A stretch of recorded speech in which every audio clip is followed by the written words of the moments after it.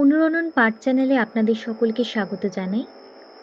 আজকে আমাদের বিশেষ নিবেদন, আমাদের নিজস্ব একটি প্রতিবেদন। নাম ইনস্টাগ্রাম লাইভ স্টোরি, লিখেছেন জয়শ্রী ব্যানার্জি। এটি কেবলমাত্র অনুরণন পাঠ চ্যানেলের জন্যই প্রযোজ্য এবং গল্পটির গল্প পাঠ ও চরিত্রাভিনয় জয়শ্রী।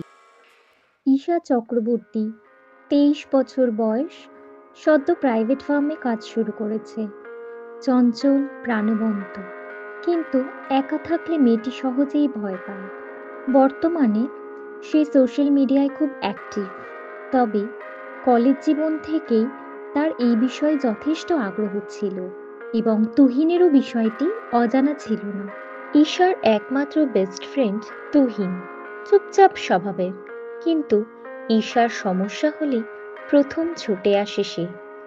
সে দিনটা শুরু হয়েছিল একেবারেই সাধারণভাবে। অফিস থেকে ফিরেই ঈশা ইনস্টাগ্রাম খুলল। কয়েকদিন ধরেই সে নতুন কন্টেন্ট বানাচ্ছে, কফি রিভিউ, ট্রেন্ডি রিল আর ব্লগ। ধীরে ধীরে ফলোয়ারও বাড়ছে। হঠাৎ মাথায় এলো আজ রাতেই সে লাইভ যাবে।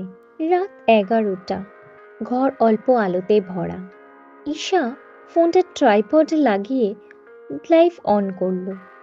হাজার হাজার মানুষ না হলেও একসাথে 200 জন ভিউয়ার, ঈশার কাছে এইটাই অনেক। সে হেসে হেসে সবাইকে হাই বলছে, গান গাইছে, মজার কথাও বলছে। ওই সময় কমেন্টে এক অচেনা আইডি বারবার লিখছে, ঘরের দরজা কে খুলে দিল, পেছনে তাকাও।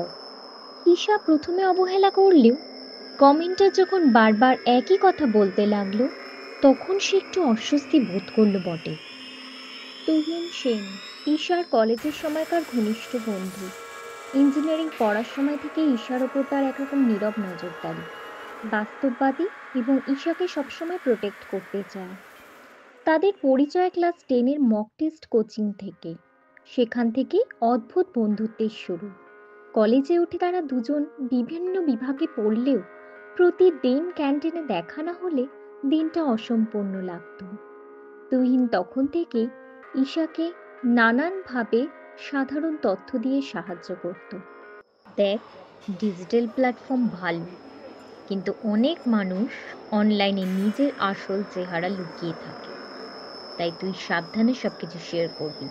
ঈশা হাসত, তুই না অন্ত সিরিয়াস।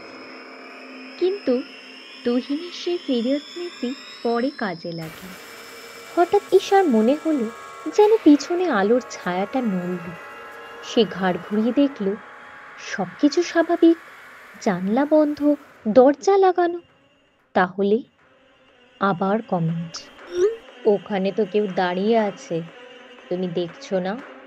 ঈশার গলা শুকিয়ে গেল। সে ডিভাইস তুলে ক্যামেরা উল্টো দিকে ঘুরিয়ে দেখালো, ঘরে কেউ নেই। তুহিন তখন লাইভ দেখছিল। সে সঙ্গে সঙ্গে ফোন ধরল।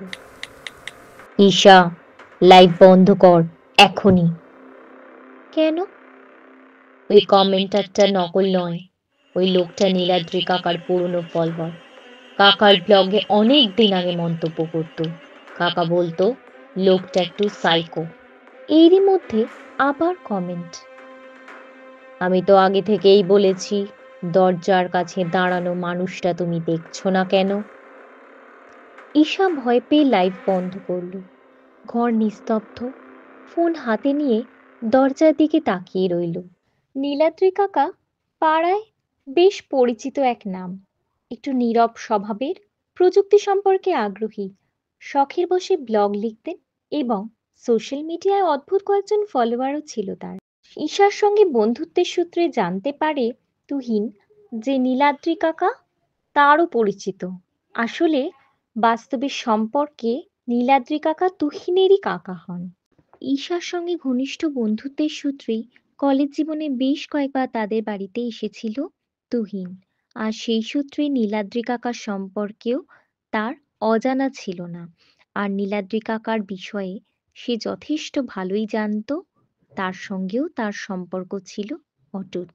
হঠাৎ দরজা টক করে কেঁপে উঠল। ঈশা চিৎকার করে আওয়াজ দিল, তুহিন! কিন্তু দরজা খুলতেই দেখা গেল নীলাদ্রি কাকা। কি হয়েছে মা? চিৎকার শুনে এলাম। বাইরে দাঁড়িয়েছিলাম, দরজা বন্ধ থাকায় ঠক ঠক করছিল।